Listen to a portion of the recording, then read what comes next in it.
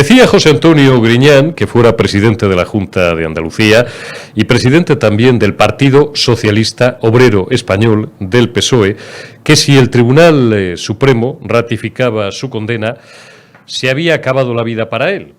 Bueno, pues el Tribunal Supremo hace unas horas acaba de ratificar aquella condena de prisión que decretó para él y para otros exaltos cargos de la Junta de Andalucía el Tribunal Superior de Justicia de Andalucía. Eran declaraciones que hacía Griñán el pasado mes de marzo en una entrevista radiofónica al compañero Carlos Alsina en Onda Cero, y en las cuales también Griñán, fíjense si lo tenía claro el figura, por supuesto defendía su inocencia y decía que no contemplaba tal posibilidad, la de que el Tribunal Supremo finalmente, lo que se ha producido hoy, decretara su ingreso en prisión. La noticia no ha podido llegar en peor momento para el Partido Socialista, o podía haber llegado en peor momento. Podía haber llegado, pues no sé, unos días antes, ¿no?, de las elecciones autonómicas del pasado 19J, en las que Juanma Moreno Monilla obtuvo una apabullante mayoría absoluta. Día negro para el Partido Socialista, que ha coincidido también con un día luminoso para el flamante Juanma Moreno, reelegido presidente de la Junta y que hoy presidía su primer Consejo de Gobierno. El Partido Socialista, como no podía ser de otra manera, bueno, como esperábamos, porque nos tienen acostumbrados a eso y a cosas peores, ha cerrado filas en torno a los que ya no son presuntos, a los que, según el Supremo, son delincuentes y reos de varios delitos gravísimos, todos ellos, conocedores del desvío, del marraneo, de la depredación de hasta 680 millones de dinero público que, en teoría, debían ir para los parados y que fueron a parar, en la mayor parte de los casos, a los bolsillos de un buen número de altos y exaltos cargos de esa organización delincuencial, pues que parece que constituyó el PSOE andaluz durante muchos años. Algunos, como el fallecido ya Guerrero, el famoso Guerrero, ustedes lo recordarán, aquel director de trabajo que se metió, según confesó su chofer en sede judicial años después, se llegaron a meter hasta 25.000 euros por la nariz entre él y el chofer y él, parte en la nariz y parte en fulanas y en casas de citas, ¿no? Otros lo gastarían en otras cosas, otros pues, no sé, primero mataban la vaca y luego la asaban, ¿se acuerdan? A lo mejor los más jóvenes ya no saben ni de lo que estoy hablando, porque claro, todo esto llega más de una década después. Repetimos siempre que la justicia, diferida en tantos años, pues no es justicia, no es que sea menos justicia, no es justicia, pero bueno, bien está porque al final el que la hace la paga. Esta mañana el Gobierno cerraba filas, no solamente el Partido Socialista, la nueva portavoz, que sigue siendo ministra de Educación, Pilar, dale alegría al relato Macarena Alegría, Pilar Alegría, decía que respetaban las decisiones judiciales. Estaría bueno, señora Alegría, que no respetaran las decisiones judiciales. Bueno, todo se andará y cosas veremos, porque lo que no respetan desde hace años estos tipos es la independencia judicial. Pero sostenía, con una cara de cemento armado, impropia de un rostro tan dulce como el de la señora Alegría, que lo que se hizo en el momento en el que se hizo, y se hizo porque se hizo en bien de todos, en pro del bien común, dice la señora Alegría, sin que se le mueva un músculo de su alegre cara. En pro del bien de todos, en pro del bien común, en pro del bien de los golfos que durante 37 años y de los sinvergüenzas que durante 37 años han sentado sus reales en esa organización delincuencial en la que habían convertido determinados departamentos también de la Junta de Andalucía. Las desgracias judiciales para los sinvergüenzas nunca vienen solas. Hoy también ha sido el día en el que el Tribunal Superior de Justicia de Cataluña, tal y como se esperaba por lo demás, ha decretado la apertura de juicio oral contra doña, qué respetuosos somos en este medio, ¿verdad?, a diferencia de otros, contra doña Laura Borràs, presidenta del Parlament de Cataluña. Una Laura Borràs que se ha conducido con notable chulería en las últimas semanas y que tiene ya la desafección incluso de sus propios cuates, de sus propios conmilitones. Hay un artículo en el reglamento de la Cámara Autonómica, del Parlamento Regional o Autonómico de Cataluña, que dice que cualquier diputado que esté sometido a un lío como el que tiene abierto la señora Borràs, y no les digo nada, la apertura ya de juicio oral decretada, en las próximas horas conoceremos la fecha, suspende inmediatamente en sus funciones. Suspende si la mayoría lo quiere, claro, o si la mesa, en este caso del Parlamento, así lo decide. Esquerra Republicana y Junts, el partido de la señora Borràs, ya han dicho que sí, que se va a aplicar ese artículo, con lo cual, Borràs, estás sola. Total, por nada, también por malversar ahí un dinerito público en amañar, o eso entiende, eso cree el Tribunal Superior de Justicia de Cataluña, unos contratos que parece ser, presuntamente, que eran para un amiguete y que, pues a lo mejor, como se hace en otro orden de cosas, en otros muchos sitios, porque no hay cosa más corrupta que la administración pública en España, también en otros países, pues si lo troceas no lo tienes que someter a la ley de contratos o pasar un mínimo proceso de licitación pública y se lo das a quien te da la gana. Laura Borràs tendrá que responder de todo esto ante la justicia. Y si llega a ir para adelante, cosa que no nos extrañaría y que ya hemos dicho en este campanazo en más de una ocasión, pues sentará un precedente que ya abrió otra presidenta que lo fue del Parlamento de Cataluña, doña Carme Forcadell, que era muy chula cuando representaba estas organizaciones, a la ANC y a Òmnium Cultural, o como diablos se llamen, pero que luego le temblaban las rodillas cuando tuvo que comparecer ante los magistrados del Supremo. El contexto económico, mientras tenemos todas estas lindezas judiciales, no puede seguir pintando peor. La noticia del día iba a ser, hasta que hemos conocido esta actualidad de corte entre la política y lo delincuencial y lo penal y los tribunales, iba a ser, digo, esa reunión de ministros de energía de los 27 países de la zona euro. Sobre la mesa, un recorte de hasta un 15% en el consumo de gas para el próximo otoño-invierno. Claro, lo fuerza ahorcan porque Putin sigue cerrando el grifo. A los alemanes les había quitado el 60% del suministro que les zumbaba a través de los correspondientes oleoductos y del 40% que les quedaba ahora les ha suprimido la mitad. Con lo cual no es difícil la cuenta. Les queda un 20% del gas que les enchufaban los rusos hasta hace algunas semanas. Esto, bueno, pues hace presagiar un otoño-invierno bastante fastidio para la mayoría de los países de Europa. ¿Para la mayoría? No. Para la excepción ibérica, en terminología social comunista, no. Porque este país nuestro, que es tan solidario y tan guay para casi tantas cosas, pues en cuanto olió su gobierno la posibilidad de que nos recortaran el gas, inmediatamente se alzó furioso, levantó la voz y dijo que a la excepción ibérica, o a España, por ellos Portugal les da igual España, no les va a dar igual Portugal, no se la tocaba ni un pelo. Esto fue lo que dijo Teresa Rivera. Teresa Rivera dijo que no nos iban a recortar nada, ni un ápice. Lo dijo hace 5 o 6 días. Bueno, como estos tíos están acostumbrados a mentir, a decir hoy una cosa, mañana la contraria, pues ya en las últimas horas se ha tenido que comer sus palabras y aceptar que vamos a vernos sometidos a unas ciertas restricciones, eso sí, más flexibles, pero ya saben ustedes que esto de Bruselas y de Estrasburgo, básicamente de Bruselas, lo que sirve básicamente es para cobrar, para vivir del cuento y para aplicar muy pocas soluciones ejecutivas a los problemas reales de los ciudadanos europeos, como no sea el ponernos cada vez más trabas administrativas y más trabas burocráticas. Se han aprobado, efectivamente, unos porcentajes de ahorro al gas, pero flexibles y que son, cágate lorito, voluntarios, como las directivas comunitarias. Ya saben ustedes todas las veces en las que, por ejemplo, aplicamos este asunto cuando hay etarras de por medio, ¿no? Esto es voluntario. Sugerimos a la justicia española que haga no sé qué, pero luego que haga lo que les dé la gana, ¿no?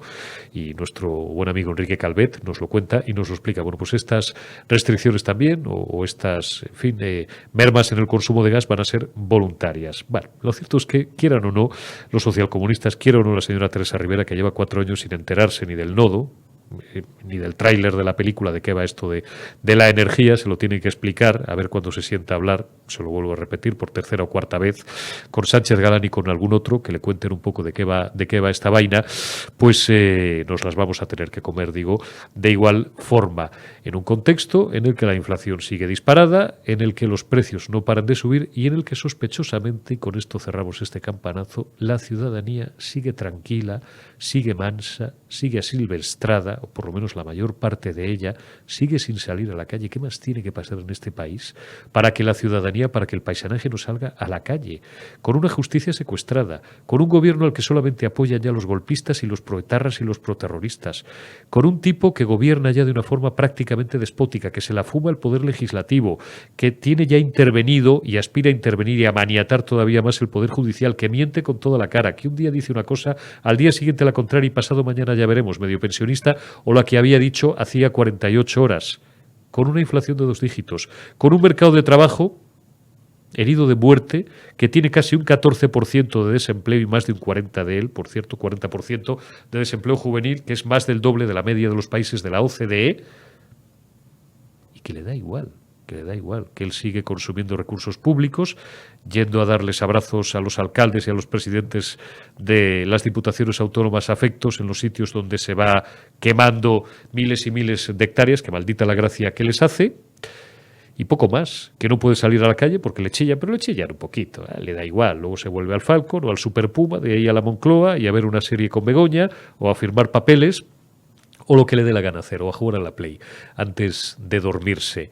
Y España, insisto, sigue absolutamente mansa, quieta, tranquila, esperando que caiga el meteorito, y Feijóo y el Partido Popular, yo les entiendo, porque si estuviera en su posición, a lo mejor tal vez, haría lo mismo, esperando a que caiga la pera, a que de aquí a 12, 13, 14 meses él figura, disuelva las cámaras, como es preceptivo legalmente, porque no va a poder estar ni un mes más, por mucho que se entrene de lo que marca la ley, y Núñez Feijóo, ayer veíamos el último sondeo de La Razón, pues coseche 140 escaños, 138, 140, le daba el diario de Maruenda, mientras que al PSOE le daba una pérdida entre 25 y 27, 90 y tantos. Unidas Podemos también se piña y pierde 12 o 13, se quedarían en 25. En ninguna de las mejores sumas, los socialistas, los comunistas, los proetarras, los golpistas, los separatistas y demás basura parlamentaria podrían llegar ni a arrimarse a la mayoría absoluta, y Feijóo, que cosecha buena parte del voto, de la desafección y del cabreo ciudadano, de los propios socialistas, de los propios votantes que ya no lo van a ser, exvotantes socialistas, sería entronizado por aclamación como presidente del gobierno de España. Insisto, yo a lo mejor que Feijóo haría lo mismo. A mí lo que me preocupa como periodista y como observador de la actualidad y como analista y como español y como ciudadano en primer término es la pasividad y la mansedumbre de buena parte del pueblo español, que mientras la situación está ya absolutamente deteriorada, no, podrida, sigue tranquilamente en su casa, vuelvo a repetir, esperando que caiga el meteorito. Arrancamos ya esta retaguardia del martes 26 de julio y nos vamos a Barcelona, donde está ya nuestro buen amigo Eric Encinas. ¿Cómo estás, Eric? Muy buenas noches. Buenas noches, Eurico. Un placer, como siempre, estar en la retaguardia. Fenomenal, Eric, el placer es nuestro.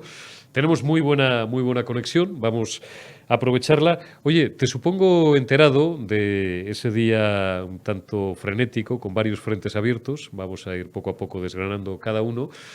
En primer término, con el Tribunal Supremo, que hoy ratificaba esa condena que en su día emitió el Tribunal Superior de Justicia de Andalucía contra José Antonio Griñán, contra Manuel Chávez, ambos expresidentes de la Junta de Andalucía y presidentes también, que lo fueron, del Partido Socialista Obrero Español, junto con otros 4 consejeros y algunos otros exaltos cargos de la Junta de Andalucía, exaltos cargos socialistas.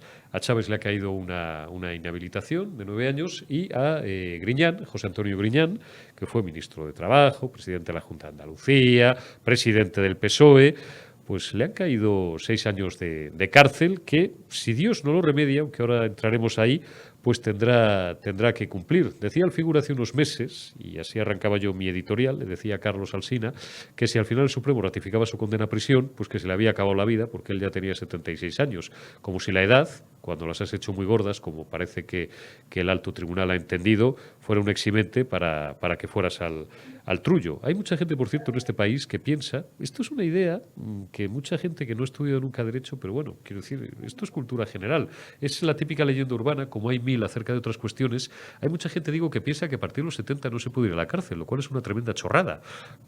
Nunca, desde que tengo uso de razón y empecé a tener algún conocimiento de algunas cosas, nunca entendí por qué estaba instalado en el imaginario de la gente esta tontería de que a partir de los 70 no se ingresaba en la cárcel, ¿no? Pero bueno, ¿cómo valoras? Esto no puede llegar, Eric, en peor momento para el Partido Socialista. Efectivamente, bueno, lo que acabas de decir ahora último, el Partido Socialista está realmente hundido, está en un momento muy crítico, lo hemos visto con los recientes cambios en su estructura no orgánica de partido, en la ejecutiva, ¿no? Que es debido a esto también, a esta crisis que sufre interna. Llega esta sentencia, esta confirmación de una sentencia que era evidente que se refería al mayor escándalo de corrupción de España en lo que se refiere también a todo el dinero robado, más de 680 millones de euros, una cantidad multimillonaria, una cantidad enorme de dinero que fue para corrupción y que, como sabemos, desembocó en gastos en prostíbulos, en drogas, etcétera, ¿no? Esta sentencia yo creo que es un ejemplo contra la corrupción. No obstante, es evidente que las condenas para muchos españoles, y se ha visto en redes sociales, ese es poco, sobre todo porque bueno, porque muchos preferirían que se devolviera todo lo que se robó, ¿no? En este macro escándalo de corrupción, uno de los mayores también de Europa, y por lo tanto totalmente de recibo la sentencia, ¿no? que hacen los magistrados. Además, lo peor de todo, y lo decía el director de este diario, que lo he visto, Alfonso Rojo, de Periodista Digital, es que el PSOE no se arrepiente de nada de lo que ha hecho en Andalucía, de tantos años de corrupción, como se ha visto que han desembocado en este macroescándalo y otros, y encima que no descarte algo que pide la defensa de Griñán, que es que le den el indulto. Como se ha dado el indulto, que también el indulto se ha utilizado para indultar a gente que no se ha arrepentido de sus delitos y de delitos muy graves. O sea, que no descarta el gobierno todavía, después de esta sentencia tan clarificante, que puedan indultar incluso a Griñán. Ya veremos lo que hace, ¿no? Lógicamente todavía ni ha entrado ni ha entrado todavía en prisión, pese a lo que se ha dicho de la sentencia, pero la defensa pide eso. Sí, bueno, cometerían un grave error, por supuesto, si lo indultan, porque sería un escándalo, porque ya convertirían el indulto, que por lo demás es una figura anacrónica contra la que llevamos años clamando. Es una figura que no es una medida legal, ni siquiera es una medida de gracia, como yo creo que ya sabe todo el mundo, que no depende de los tribunales de justicia, es potestativa del Poder Ejecutivo, del Consejo de Ministros, que es un órgano colegiado, que si lo firman todos, con el presidente del gobierno a la cabeza. Y el indulto, pues bueno, lo van a convertir, pues en eso, en una medida de gracia para, aunque sean ladrones y asesinos, pero si son amigos del gobierno de turno, pues les indultamos y fuera, y se acabó la presente historia. Griñán va a recurrir al Tribunal Constitucional, Eric, ya lo han dicho, otra irregularidad, otra anomalía.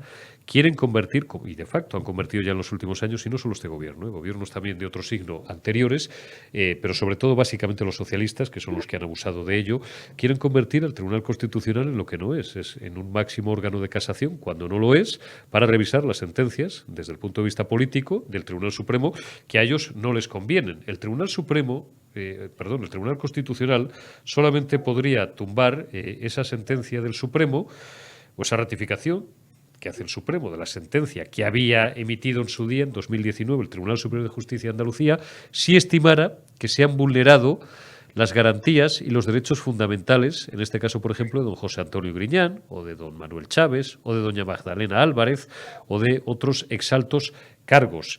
¿Tú crees que, no sé, tendrán el cuajo estos tíos que nos consta que además en las últimas horas ha habido presiones a algunos magistrados del Constitucional, y cuando digo que nos consta es porque nos consta, y si pudiera les daba el nombre, pero no se lo puedo dar de momento. A lo mejor dentro de unas horas lo ven ustedes en algún periódico, o ya se lo puedo dar, que ha habido presiones fortísimas desde las más altas instancias a algún magistrado del Tribunal Constitucional para que eso sea así. ¿Tú crees que tendrán el cuajo de intentar enmendarle la plana una vez más al Supremo? Sí. Bueno, lo descartes. De hecho, ya lo estás viendo los pasos que está haciendo Griñán al momento que ha salido la sentencia. Porque ya digo, es que no se arrepienten. Es decir, no se arrepienten de lo que han hecho e incluso se sorprenden de que le llegue esta sentencia como ha llegado. Es decir, Griñán ni siquiera se pensaba se pensaba, y lo ha dicho así en los medios, que le iban a condenar como le han condenado. Es decir, yo creo que llega un punto que se creen realmente algunos impunes a la ley, y eso es esa es la sensación que se transmite en la calle, ¿no? Y que luchan y todo por la supervivencia, ¿no? Frente a esas condenas que ya son un hecho. Está claro. Oye, tenéis hoy también en Cataluña noticias, bueno, pues que también están en el punto de corte entre la actualidad política y de tribunales, cuáles son el hecho de que a la señora Borràs, que ya era algo cantado desde hace semanas, el Tribunal Superior de Justicia de Cataluña ha decretado la apertura de juicio oral. Bueno, les ahorramos el caso en concreto porque es una presunta, de momento presunta, chorizada más pues de las muchas que hay. Esta es una de las de manual, este es el modelo C3, lo de pillar dinero público y para no sacar a concurso pues un determinado encargo a un amiguete, pues troceas el asunto y así no tiene que salir a concurso, valga la redundancia, y tal, y se lleva la pasta a tu colega y vete tú a saber quién más. Esto es lo que pasó con un amigo suyo. Era un dinero proveniente, creo recordar, de la Consejería de Cultura para un concurso. Y bueno, pues esto es lo que quiere ahora ventilar el Tribunal Superior de Justicia de Cataluña, que ya, insisto, en las próximas horas sabremos en qué fechas, ha decretado apertura de juicio oral contra esta señora, ¿no? Que además se conduce en las últimas semanas con notable chulería, incluso enfrentándose, Eric, a sus propios conmilitones. Y ya hemos comentado tú y yo, creo, hace 15 días, la última vez que hablábamos, que tanto Esquerra como Junts, pues cómo lo verán el asunto, que se la quieren quitar de en medio, que directamente le van a dar la espalda, porque hay un artículo en el reglamento de la Cámara Catalana que dice que cualquier diputado en el ejercicio de sus funciones que se vea sometido a un lío como el que tiene abierto esta paisana, pues nada más y nada menos que le van a abrir juicio oral, pues hay que separarle inmediatamente de su escaño. Van a votar a favor, con lo cual a esta le quedan horas, pero va a morir matando. Así, ¿Cómo lo verán, digo, para retirarle el apoyo sus propios cuates? Así es, bueno, lo que comentábamos, no, precisamente, cómo tiene que ser el asunto para que incluso los separatistas, que en todos los últimos escándalos que ha habido de corrupción o de golpismo o de lo que han influido al separatismo se han mantenido firmes, que en este caso, ¿no? Que en este caso se distancien tanto de Laura Borràs, que por cierto, Laura Borràs les está metiendo, eso es verdad, en un aprieto, porque les Sí. está diciendo que le defiendan, le está diciendo que le defiendan y además lo está relacionando en todas las declaraciones con una persecución política, que no tiene nada que ver, además, como con otras, no tiene nada que ver con eso, sino se debe a un escándalo que se refiere a su etapa cuando estaba llevando el Instituto de Letras Catalanas y que dio un contrato de favor, es decir, y ahí, bueno, se le investiga por eso, por falsedad documental, por malversación de caudales públicos y la fiscalía pide cárcel para ello. Es decir, ya veremos cómo queda, pero cuando ya le piden cárcel y todo, la fiscalía es porque son delitos graves y lógicamente la fiscalía también ve pruebas que puedan llevar a ello.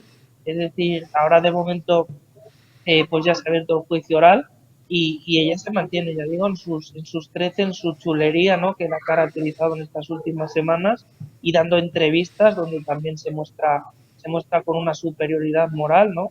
En todo momento y no se arrepiente de nada y dice que no ha hecho nada. Además de eso, lo que vemos es eso, insisto en que cada vez se me distancia más, es que Raya incluso ha dicho que tiene que dimitir Mm. porque incumple el reglamento del Parlamento. El Claro. Parlamento catalán, una vez que te abren juicio oral y que estás pendiente de que se resuelva un caso de corrupción, tienes la obligación de dimitir. O sea, Ujú. que tiene todos los números. Tendría que dimitir ya en cuestión de horas y días, como Pues mucho. nada, Sí, sí. doña Laura, que ya lo dijimos la semana pasada y hace 15 días, fuentes de lo que antes denominábamos relacionadas con la seguridad del Estado, nos decían que que alguna información tienen. Tampoco sé muy bien de qué manera, porque se supone que esto es una decisión judicial, pero bueno, yo ya en los arcanos internos del sistema a veces me pierdo. Que le están sacando brillo a la celda para que la señora se la encuentre libre de ácaros y de polvo. No lo sé, pero oye, será la justicia la que tenga que determinar, y el asunto de verdad que es bastante feo. Un perla, tanto el amigo como ella, claro, que se prestó a delitos tan graves como los que ha descrito Eric Encinas. Oye, Eric, seguimos a vueltas con los asuntos lingüísticos en la comunidad catalana. Veíamos en la prensa en las últimas horas, yo estoy leyendo una información en este caso, que has tenido bien además irme diseccionando, del diario El Mundo y de algunos otros medios, en función de la cual la Generalitat ha emitido una orden para expulsar al castellano de todos los espacios de los colegios, y mandan nombrar una figura como la del coordinador lingüístico en cada centro que vele porque no se hable en español. A mí esto me recuerda al terrorismo escolar que se practicó durante años en las provincias vascongadas, en la comunidad autónoma vasca, donde a los niños en el patio que hablaban no en euskera o en vascuence, sino en español, en castellano, les apedreaban ante la pasividad de algunos profesores. Yo es que tengo ya muchos años. Vais por el mismo camino, Eric. Sí, los pasos no son nada distintos, es decir, son iguales, incluso en algunos casos lo hemos visto hasta peor. Lo que hay es desde la Generalitat es un interés intrínseco, ¿no? De imperar, de hacer imperar el catalán a través de la imposición, ¿no? En las aulas, y para ello han dado órdenes al propio profesorado de que incluso espíe al alumnado de cómo se desenvuelve en el recreo, porque les preocupa que cada vez más niños pese a que el catalán es obligado en las aulas, ¿no? En la secundaria y en la primaria, lo que les preocupa es que en el recreo hablan en español, y eso les preocupa y les vuelve realmente, les genera un trauma a este gobierno separatista, ¿no? Y lo que provoca es que generen más medidas, ¿no? Para forzar el catalán, y ahora han hecho ese comunicado, esa orden, ¿no? Expresa para supervisar incluso en los recreos cómo se habla y qué idiomas se habla, ¿no? Y lógicamente la idea es esa, es neutralizar al español de todo espacio escolar para que de esta manera sea el catalán la única lengua. Esto recuerda a regímenes totalitarios que ya sabemos, si sabemos un poquito de historia, por dónde van los tiros también. Esto nos recuerda, no es la primera vez que les recomiendo esta película, es una excelente película, tiene ya muchos años, claro, hoy verla con los ojos de hoy suscita cierta ternura, sobre todo un poco por el salto tecnológico. Es una película pues que puede tener pues 30 años, no hombre, más de 30 años. La vida de los otros, donde se narra pues la vida de una pareja. Ya no recuerdo si ella o él, uno de los dos era crítico teatral y la otra era actriz, bueno, no hay gente del mundo de la cultura, al revés, ella era crítico teatral y él era actor, me parece que era al revés. Y entonces, bueno, pues el régimen de aquel criminal llamado Erich Honecker, como tantos y tantos de la última época de influencia soviética en todos aquellos países que estaban al otro lado del telón de acero, pues les había colocado micrófonos en su casa que les grababan las 24 horas del día. Digo que es una película que da cierta ternura porque ahora es otra leyenda urbana, esto de saludos al que nos escucha y tal. Bueno, ya os he explicado muchas veces que escuchar no escucha a nadie. Pues eso es una chorrada. Eso es de los 80 o de los 90. Hay unos sistemas, hay un software absolutamente sofisticadísimo que permite grabar miles de millones de horas y de conversaciones al día, de las cuales sofisticadísimos también algoritmos electrónicos filtran un 0,00001%, lo que a ellos les interesa, en función de palabras claves, en función de quiénes sean los interlocutores, en función de muchos parámetros en los que no vamos a entrar. Y un día le voy a preguntar, ya le he preguntado alguna vez por esto a Fernando Rueda y al coronel Diego Camacho, pero bueno, por si un día nos lo quieren explicar con un poquito más de precisión técnica. En aquella película había unos fulanos, había dos tipos allí que se turnaban y estaban todo el día con el pinganillo las 24 horas grabándoles a estos pues en todos los órdenes de su vida privada, ¿no? A la pareja, y estaban ahí tomando nota de todo lo que decían. Bueno, pues ya veo yo a los profesores, como dices tú, Eric, espiando a los niños en el colegio. vais a terminar bajo el régimen del horror y bajo el régimen del terror, pero eso sí, que todo sea por la Republiqueta. Te agradezco mucho estos minutos, amigos. Cuídate mucho, que pases un buen verano, porque sabes que nos vamos a ir, ya os lo explicaré en los próximos programas, nos vamos a ir unas semanas, unos días de vacaciones, y espero verte a la vuelta con el espíritu crítico que te caracteriza. Un abrazo, Eric. Un abrazo, Eurico, y a la audiencia. Cuídate mucho. Buen verano. Hoy va a ser el día, os contaba en el campanazo, en nuestro editorial de apertura, en el que la noticia, si no hubiera surgido lo del Supremo y también en la apertura, esa orden del Tribunal Superior de Justicia de Cataluña de decretar la apertura de juicio oral contra Laura Borràs, digo que la noticia del día iba a ser esa reunión de ministros de Energía de los 27 en Bruselas para acordar la reducción o unos cupos al consumo de gas que se pretendía reducir inicialmente en un 15%. Finalmente, la decisión contempla algunas excepciones, como la excepción ibérica, para países como España y Portugal, tal y como quería, pero no del todo, el gobierno socialcomunista de España y la señora vicepresidenta tercera del gobierno, la señora Teresa Rivera. ¿Por qué? Bueno, pues porque en esto es en lo único en lo que tenemos un poquito de ventaja con respecto a Francia, con respecto a Italia, sobre todo con respecto a Alemania, país locomotora de Europa a la que Putin tiene ahogada como un pollo, porque nosotros somos menos dependientes, tenemos reservas de gas. De hecho, ya en las últimas horas he oído a Teresa Rivera, bueno, pues no sé si estamos tampoco para ser tan generosos, ofrecerse a través de camiones cisterna y de utilizar de una forma plena y no a medio gas como se viene haciendo los dos oleoductos que van por los Pirineos transpirenaicos, ofrecer gas o suministrar gas a los países de Europa que lo necesiten más, porque nosotros, entiende el gobierno socialcomunista, que vamos sobraos, iremos sobraos, pero el recibo no nos lo bajan ni a tiros. Es una decisión la que han consensuado finalmente, como no podía ser de otra manera, los ministros de Energía de la Unión, que contempla muchas exenciones, como ya os estoy explicando, y que fundamentalmente el problema que tiene es que es voluntaria. De momento, o yo lo he entendido así en función de todos los papeles que me han dado a leer, no es obligatoria, no es vinculante para ningún Estado, con lo cual estamos en lo de siempre. ¿Para qué diablos sirve Bruselas y para qué diablos sirve Estrasburgo? Aparte de para depredar miles de millones de euros de fondos públicos para que decenas de miles de eurodiputados, de asesores y de otra pléyade de altísimos funcionarios, de directores generales, de subdirectores generales, de técnicos, vivan de puñetera madre, únicamente por complicarnos la vida, por emitir constantemente directivas. Y lo sé porque he trabajado allí muy pocos meses, pero lo sé. Y salí huyendo de allí, siempre lo cuento, salí huyendo de allí como una rata porque me espantó lo que vi. Para emitir directivas, para emitir circulares, para emitir una cantidad de papeles al día para complicarnos la vida a los ciudadanos europeos, y muchos de ellos, por cierto, van de liberales, lo cual tiene narices, como no se pueden ustedes imaginar. Y luego las cuestiones que realmente a lo mejor deberían ser objeto de su atención plena o en las que deberían de entrar hasta la cocina, pues como no tienen una capacidad ejecutiva real, pues lo único que pueden es hacerlas con carácter no vinculante. Con economía quiero terminar esta segunda y última parte de la retaguardia de hoy. Hemos grabado hace unas horas, yo siempre os lo comento cuando así es, una entrevista con nuestro buen amigo, el director del Servicio de Estudios del Consejo General de Economistas, con Salva Marín.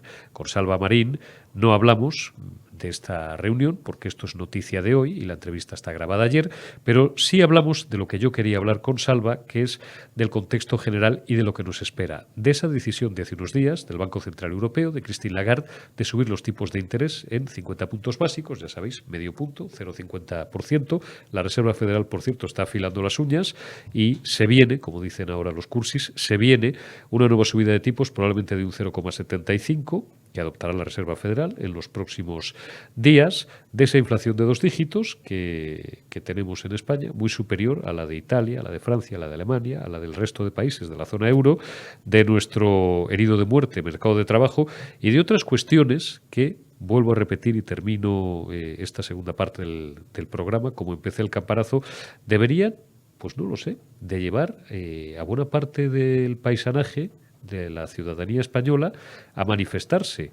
Pero aquí no se manifiesta ni Blas, mejor dicho, no se manifiesta ni Blas porque gobiernan los socialcomunistas. Si estuviera gobernando Alberto Núñez Feijóo o estuviera gobernando Santiago Abascal, ya veríais cómo las calles llevaban meses, no, años, pero sobre todo los últimos meses, llenas de los sindicalistas comegambas de turno, de los jetas y de los vividores de turno, de los demagogos de turno, de los de la ceja, de los artistas, de los intelectuales y de toda esa caspa y de toda esa espuma que vive del cuento y que vive de seguir envenenando el odio de la gente sencilla y de la gente que más está sufriendo, porque muchos de ellos son millonarios, que llaman fascistas, por cierto, los que no llegan ya a fin de mes, y fachas, y capitalistas, y no sé cuántas cosas más, estarían, digo, las calles llenas si fuera la derecha la que gobernara. Como gobiernan los socialcomunistas, a callar, y no se te ocurra manifestarte no ya en las calles, manifestar una opinión en contra en un medio de comunicación o una red social, porque eres un peligroso fascista y serás estigmatizado, y si te pasas de la raya o tienes un perfil público mínimamente relevante, incluso decretarán tu muerte civil. Este es el país que nos está dejando este figura, este políticamente miserable Pedro Sánchez, que ojalá algún día pueda sentarse en un banquillo y sabe Dios si ingresar en prisión, como parece que va a ingresar en prisión José Antonio Griñán. Os dejo con esa entrevista sobre el contexto económico que nos espera con Salva Marín, director del Servicio de Estudios del Consejo General de Economistas. Salva, ¿cómo estás? Muy buenas noches. Muy buenas noches. Muchas gracias por el cumplido. No, por el cumplido, no, las cosas como son. Por aquí solamente pasan los mejores. Yo soy, como el referí, yo soy un mero árbitro, y porque voy de rojo oscuro, Burdeos, pero me voy a empezar a poner la camiseta amarilla, y aquí tengo el placer de saludar, pues fíjate, al señor Salva Marín, al señor Pampillón, a doña María Blanco, a don Daniel Lacalle, a don Javier Morillas. Vamos, nadie puede decir que este programa, desde el punto de vista político, por supuesto, y periodístico, pero también desde el punto de vista económico, no hacemos todos los esfuerzos posibles, don Alfonso Rojo y yo, por ofrecerles a ustedes el máximo nivel. Salva, la noticia más importante que hemos tenido en los últimos días, no por anunciada, deja de ser absolutamente trascendente, porque rompe la tendencia de más de 2 décadas, ha sido esa subida de tipos que decidió la semana pasada el Banco Central Europeo y que anunció doña Christine Lagarde en medio punto. Luego te voy a hacer un pequeño comentario, algo chusco, para los que no somos economistas, aunque estemos familiarizados con la ciencia económica, pero quiero en primer término que me valores esta decisión del Banco Central Europeo. Llega tarde, llega en el momento justo, habría que haber subido. Estas son las preguntas que se hacen siempre, ya lo sé, que hacemos siempre los periodistas, un cuartillo, medio punto está bien, porque claro, no está de más el volver a ofrecerle al público, que no tenga por qué ser experto en economía, la explicación de rigor, que cuando tenemos un proceso inflacionista tan brutal, o inflacionario, que dicen algunos, tan brutal, tampoco te puedes pasar por el otro lado con las medidas restrictivas, porque puedes llegar a estrangular la economía y por matar al dragón, pues resulta que sueltas al tigre. Pues a ver, que lo que tú me indicas, Eurico, llega tarde. Esto hay que hacerlo. O sea, sí, seguro que el Banco Central Europeo tiene más información que yo y que muchos colegas economistas, y hay muy buenos economistas en el Banco Central Europeo y han tenido en cuenta todo el panel socioestratégico y político de Europa en el ámbito mundial, pero sí, vamos, yo lo hubiera hecho hace años, no lo hubiera hecho ahora. Por tanto, bienvenido sea. El caso está que intenta, o sea, el principal objetivo es combatir la inflación, pero en Europa no tenemos tanto una inflación de demanda como puede tener Estados Unidos. Tenemos también una parte importante de una inflación de oferta, ¿no?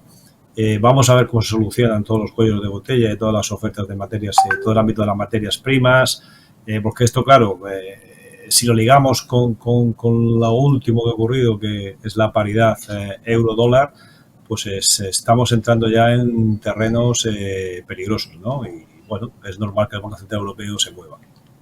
Está claro. Salva, yo que leo con atención todos los informes que producís,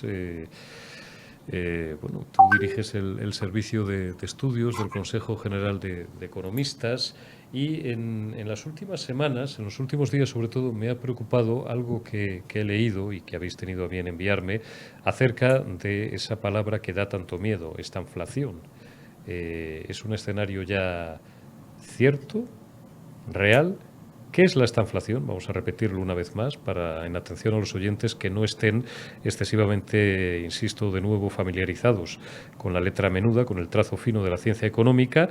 Y, segunda pregunta, también derivada de la anterior, ¿es la primera vez, que no lo es, que sufrimos o que podemos sufrir tal fenómeno en España y de paso en Europa? Pues no, otras veces ha ocurrido, ¿no? El tema de esta inflación, crecimiento, o sea, sin crecimiento económico, crecimiento de los precios, de la inflación. No hay crecimiento económico, nos estanflacionamos, no, pero siguen creciendo los precios, ¿no? A ritmos elevados. A ver, el riesgo real, como tú has dicho, Eurico, y todos los índices adelantados lo vienen diciendo, venimos avisándolo. Eso está ahí. Los datos están ahí, todos los índices adelantados nos están diciendo que puede venir incluso pues una parte de recesión, ¿no? Que la tenemos también pues avisando y nos están tratando como de agoreros, ¿no? Pero yo no la despreciaría, yo no la despreciaría de que, bueno, tenemos un rumbo incierto. Si ves los datos de la producción industrial en España, pues ya hemos encontrado en 2022 algunas tasas negativas. Sobre todo, y es lo que más nos preocupa, ¿no? El índice de sentimiento económico, pues en junio pues ha ido hacia abajo, ¿no? Es lo que siente, ¿no? Lo que sienten las economías, son las expectativas, lo que sienten los empresarios, lo que siente el ciudadano. Pues disminuye, estoy hablando de memoria, casi un 1,8% en junio, ¿no? El índice de confianza empresarial armonizado disminuye un 4%. Y sobre todo en economía es el saldo de expectativas. El saldo de expectativas ha disminuido pues de manera muy, muy relevante, ¿no? Fíjate que el índice de confianza del consumidor casi baja 11 puntos. ¿Eso qué nos está diciendo? Bueno, pues nos está diciendo que podemos tener una recesión en la puerta de la puerta de la casa con una subida exponencial de precios. Y bueno, pues si a esto le unimos la paridad de euro-dólar que ahora mismo se ha puesto encima de la mesa, que desde 2002 no ocurría, y le unimos a la necesaria subida de los tipos de interés, pues yo creo que debemos ocuparnos, ¿no? De ello. No alarmarnos, pero sí ocuparnos. Está claro. Explícale, Salva, explícale a la gente por qué para el euro es malo o son malas esa paridad entre el euro y el dólar. Yo, bueno, en los últimos años tuve 3 años afición por la bolsa, los 3 años que estuve alejado de esta profesión, siempre lo cuento, y lo único que no toqué nunca, porque no me atrevía, era el Forex. El Forex, digo, es especular con sí, los distintos cruces y cambios de divisas. Primero, porque conociéndome como me conozco, ahí sí que no hubiera dormido 4 horas diarias, no hubiera dormido ni 4 minutos al día. Y segundo, porque era algo técnicamente endiablado, solo reservado a profesionales y ni aún para ellos, porque he visto a gente ganar muchísimo dinero con Forex y a gente también en que la han desplumado en 24 o en 48 horas. ¿Por qué, por resumir, digo, de cara al gran público, por qué es malo para el euro esa paridad? Aunque a lo mejor a nuestras exportaciones le pueda beneficiar, no digo yo que no. Como cuando un gobierno no le queda más remedio que devaluar una moneda, cosa que ahora no podemos hacer porque tenemos el euro. Claro. A ver, como todo en economía, ¿no? Tiene sus pros y sus contras. Habrá ganadores y perdedores. Pero para mí no es bueno. No somos una. Dejamos de ser. Bueno, no lo hemos sido tradicionalmente, pero no seguimos trabajando por ser una moneda de refugio. Yo creo que ahí la parte política de Europa no le ha dedicado tiempo a esto.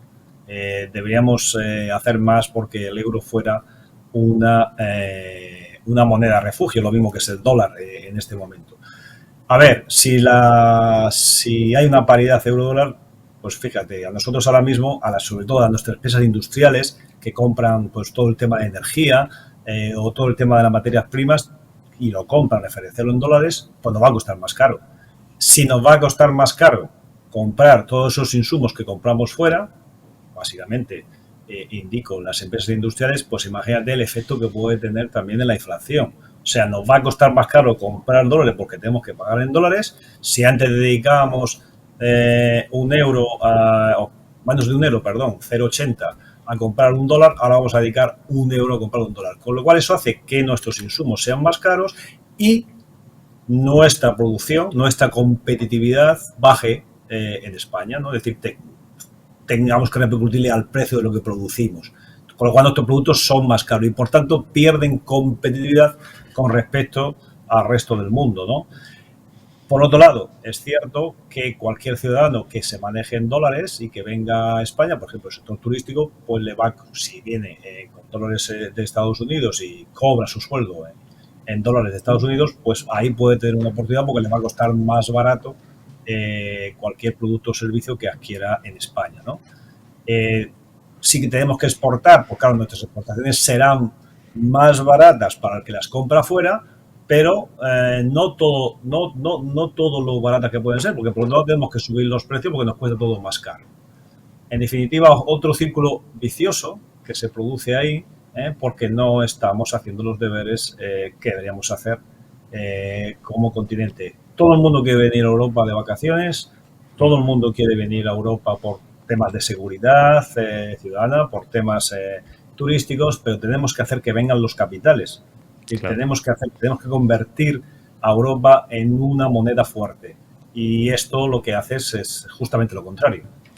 No sé si te lo voy a explicar bien, pero es así. Me lo has explicado fantásticamente bien. Contaba yo la semana pasada en algún otro de nuestros programas, lo hablaba con Calvet y con alguien más, y ahora lo comento contigo. Claro, ¿cómo voy a dormir yo de esta forma? Ni 4 horas diarias ni 4 minutos.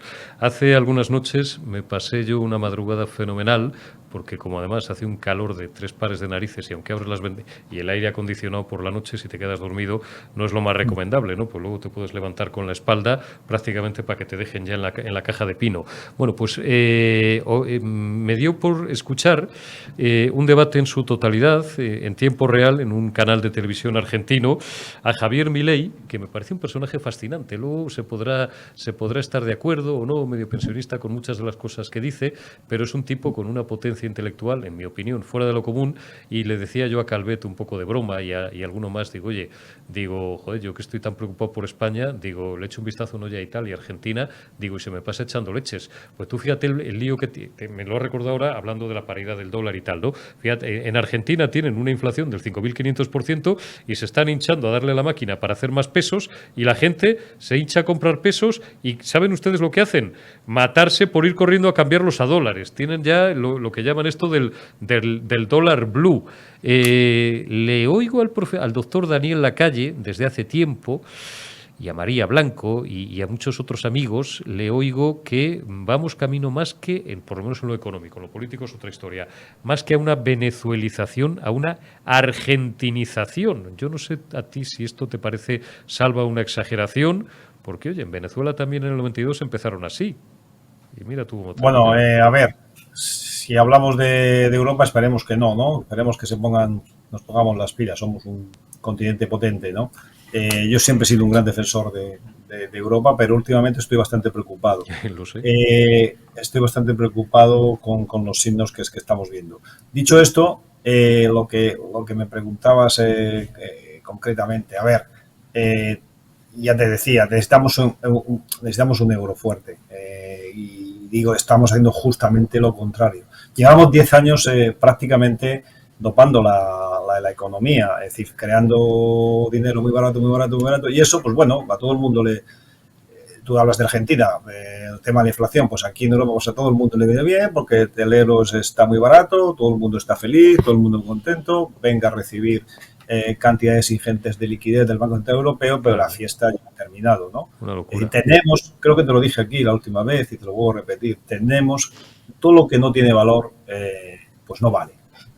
Es decir, hay que valorar el dinero. Es decir, no podemos estar creando de forma ficticia. Claro, es que daba el dato, perdóname solamente un paréntesis, Salva, daba el dato Milei de que ahora mismo creo que tienen, se refería al Rodrigazo también, no vamos a entrar en detalles técnicos de la política interna argentina, pero tienen entre 8 y 11, creo que 11 llegaron a tener con el Rodrigazo, que llaman allí, por un ministro de Economía que tuvieron y tal. Ahora tienen 8 billones en circulación, que es una puñetera locura. O sea, el dinero acaba cayendo de los árboles. Todo lo que sea meter esa masa monetaria al sistema de forma continuada es perder valor. O sea, es una locura. Es decir, todo en la vida, pero en la economía más, tiene que tener sus equilibrios. Nosotros algunas veces nos tachan de que somos muy moderados, otras veces nos dicen que somos muy exagerados. Nosotros siempre funcionamos con datos, como os comenté varias veces, el economista Desky, que Dios confío, el resto tráigame datos. Pero los datos nos dicen esto. ¿Podríamos ocultarlo? Podríamos ocultarlo, es decir, podríamos decir lo contrario, pero es que son así. Yo no dudo de que haya, y tengo buenos amigos, yo no dudo que haya mucha gente trabajando en las organizaciones europeas y que haya mucha gente trabajando en los ministerios con muy buenas ideas, pero el resultado es el que es. El resultado es que Europa está perdiendo competitividad a raudales. El resultado es que en los últimos, te hablo de memoria más o menos, en los últimos 30 años, creo que eran los últimos 30 años, China ha crecido un 240%, Estados Unidos un 30% y la zona euro solamente un 15%. Hombre, pues tendríamos que mirándolo, ¿no?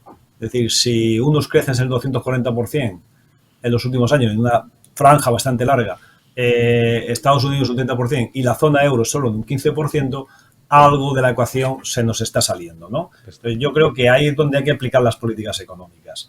Y la principal es, no podemos tener los déficits que tenemos, no podemos gastar más de lo que ingresamos. Eso que es una variable clave, ahora estamos cumpliendo. O sea, estamos en un 5 y pico, ¿no, Salva, de déficit, y en una deuda pública habéis calculado vosotros, dábamos el dato la última vez que hablamos tú y yo, era alrededor de un mes y algo, de entre un 116 y un 120%, sí, 120, ¿no? Sobre PIB. Sí. Es decir, es que no puede ser, es que esto también lo decimos y parece ser que no está bien decirlo. Pero yo creo que sí, que es un servicio que haces a tu país y a Europa. Es decir, mire usted, nadie puede vivir por encima de sus posibilidades. Eso es así. ¿Eso quiere decir que estemos diciendo que haya que recortar en servicios básicos? No, en absoluto. Hay dinero suficiente, mucho dinero suficiente, muchos impuestos, muchas tasas para cubrir lo que la sociedad española necesita. Es decir, educación para todo el mundo, sanidad para todo el mundo, servicios sociales para todo el mundo e infraestructuras. Eso es así. Ahora, hay una serie de gastos improductivos que habrá que quitar. Y no pasará nada. Es decir, el mundo seguirá. Yo creo que España ha perdido una gran oportunidad de hacerse con el mando, entre comillas, lo del mando, en Europa. Yo creo que nos podría haber tocado ya como cuarta economía europea. Si lo hubiéramos hecho las cosas, o controláramos todo este déficit y todo este tema de deuda, yo creo que hay muchísimos economistas, abogados, profesionales, políticos, con nivel para que si nosotros damos ejemplo, decir, no, mire usted, nosotros hemos hecho nuestros deberes y yo creo que, bueno, con el movimiento que hubo en Gran Bretaña y luego con los posicionamientos que ha habido, yo creo que podría haber sido el momento de España y bueno, no lo estamos aprovechando porque al final, si tú quieres influir a nivel interno, tienes que intentar influir en Europa, pero para influir en Europa, tú tienes que cumplir tus deberes internamente. Está claro. 2 minutos y terminamos, Salvador. Te robo solamente 2 minutos más. Vamos a reírnos, aunque el asunto no tenga ninguna gracia, porque si esta pajarita y los que tiene alrededor, pues bueno, pues fueran, pues no sé, un club de amigos que se juntan para jugar al ajedrez, pues oye, mira, que cada uno diga las estupideces que quiera. Pero es que esta individua es ministra de la cuota comunista y te voy a recordar el total, ya lo habrá visto España entera y el que no lo haya visto, pues que se ría un poco si conserva un ápice de sentido común, de Ione Belarra diciendo que se van a inventar un nuevo delito porque se les ha ocurrido a ellos. Dentro, Omar, por favor, Ione Belarra. En este momento en el que tenemos a grandes empresas energéticas, digamos, amenazando a la ciudadanía y amenazando al Gobierno y diciéndonos que si hay un impuesto a las empresas energéticas, eso se va a repercutir a los consumidores y a las consumidoras, yo creo que el Gobierno no puede flaquear. Necesitamos mano dura contra quienes abusen y contra quienes ataquen el interés general y por eso una de las cosas que le vamos a proponer a nuestro socio de Gobierno es que se cree un nuevo delito fiscal precisamente por repercusión de impuestos, que además tendrá un agravante en el caso de que se trate de empresas de sectores estratégicos. Yo creo que esta idea manda el mensaje correcto y es que no se va a tolerar ningún tipo de ataque al interés general y que vamos a proteger a la ciudadanía, cueste lo que cueste, en los momentos más difíciles. Y después, para terminar. La mano dura, brazafarolas, habría que haberla tenido con quienes fueron tan negligentes en tu educación y con quienes deberían de haberte enviado no ya a repetir el bachillerato, sino el graduado escolar. Le dejo a usted, don Salvador, un comentario. Le van a poner un impuesto a los bancos por repercutir los precios o las eléctricas. Primero, y se le dejo ahí el balón, simplemente. ¿Y usted cómo lo demuestra, señora Belarra y letrada, abrazafarolas? ¿Cómo lo demuestra? Y si el banco no repercute, pero dice, pues en vez de ofrecer unas mejores condiciones para el ejercicio que viene a mis clientes, por ejemplo, hipotecarias, pues no las ofrezco porque estoy viendo los balances y las previsiones de beneficio y ya no son tan buenas y tal. ¿Cómo coño va a demostrar usted, melón analfabeta, si el banco ha repercutido más, menos, poquito, regular o medio pensionista? Aparte lo de crear una figura como si fuera una pera que acaba de caer del árbol, una figura penal de la noche a la mañana. El problema es que estos, Salvador, son los que nos gobiernan. Es que, claro, la broma deja de tener gracia cuando esta individua, es ministra del Gobierno de España. A ver, yo creo que las empresas hay que ayudarles.